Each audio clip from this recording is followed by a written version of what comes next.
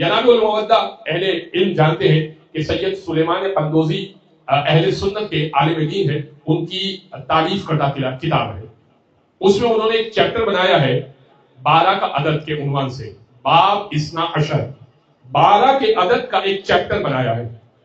اس کی پہلی حدیث پڑھ رہا ہوں آپ کی خدمت میں، میرا عنوان امامت ہے، اس لیے پہلی حدیث پڑھ رہا ہوں 12 کے عدد کی پہلی حدیث، کیونکہ ہم 12 امام کو ماننے والے ہیں۔ تو اب سنیے گا پہلی حدیث۔ سیکونو، وہ لکھتے ہیں کہ راوی کہتا ہے کہ رسول اللہ نے فرمایا سیکونو ائمتی اثنا عشر من بعدی،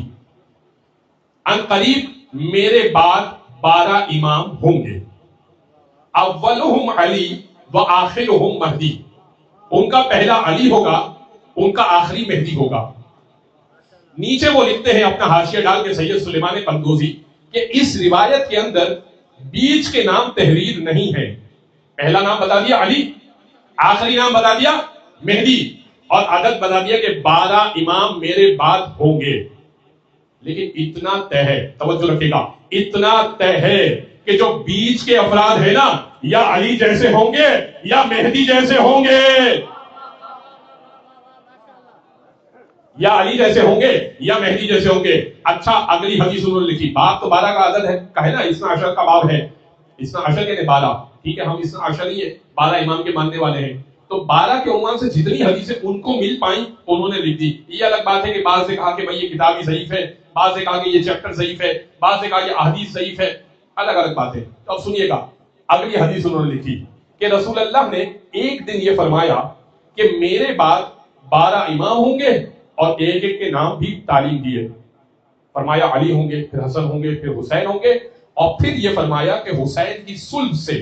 حسین کی نسل سے 9 ہوں گے۔ یہاں پر بقیہ 9 کا تذکرہ نہیں کیا، یہ دوسری حدیث ہے۔ تب یہ 3 امام کا ذکر آ گیا، بقیہ 9 کا تذکرہ نہیں کیا،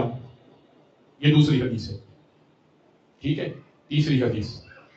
حدیث انہوں نے نقل کی، اس میں پھر رسول اللہ کے یہ جملے میرے بعد 12 امام ہوں گے، اور اس کے بعد 12 کے نام، رسول خدا نے 12 نام بیان فرمائے۔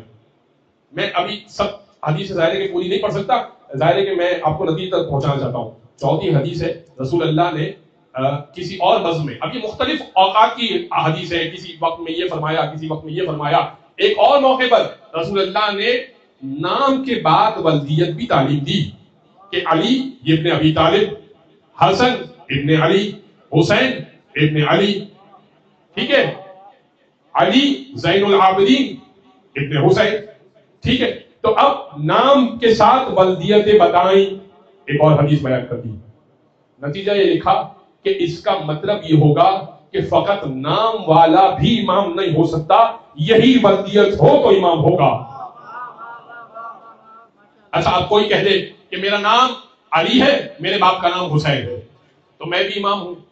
علی ابن حسین۔ ایک اور حدیث میں رسول خدا نے نام کے ساتھ، ولدیت کے ساتھ القاب بھی بیان کیے، علی ابن ابی طالب امیر المومنین، حسن ابن علی المجتبی چنا ہوا، حسین ابن علی الشہید بکربلا،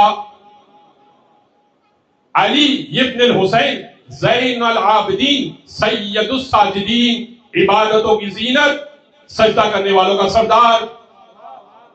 تو اب پوری امت 12 لے کر بھی آئے اور علی بھی لے آئے، نام والا، ابھی نام والا، ولدیت بھی ویسی ہی ہو، ابو طالب ولدیت ہو، عمران نام ہو، ابو طالب کا حضرت ابو طالب کا اصل نام عمران تھا، تو اب سنیے، ابو طالب ولدیت بھی وہی ہو، علی لا کر ملے، امیر المومنین کہاں سے لائیں گے، مجتبی کہاں سے لائیں گے، شہید کربلا کہاں سے لائیں گے، عبادتوں کی زینت کہاں سے لائیں گے، باطن العلوم، علوم کے پھیلانے والا کہاں سے لائیں گے، صادق الوعد، وعدے کا سچا کہاں سے لائیں گے، غصے کو پیچھانے والا کہاں سے لائیں گے، نقاوت نقویہ، پاکیزگی والا کہاں سے لائیں گے، ہیبت عسکریہ، عسکری کی ہیبت کہاں سے لائیں گے، تقوی کا تقوی کہاں سے لائیں گے، اور مہدی کی غیبت کہاں سے لائیں گے۔